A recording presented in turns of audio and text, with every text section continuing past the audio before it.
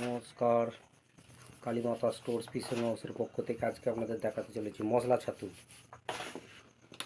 সম্পূর্ণ মশলা আর ছাতু দিয়ে তৈরি, নিজে হাতে তৈরি। আপনারা দেখতে পাচ্ছেন মশলা ছাতু মেশানো হচ্ছে।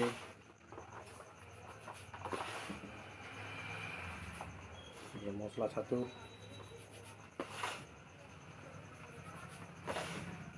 কাতলা মাছ ধরার জন্য খুবই ভালো একটা টোপ।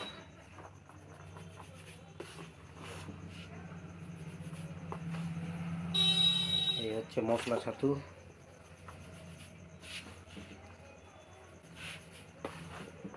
ছাতু মেশানো হয়েই গেছে প্রায়।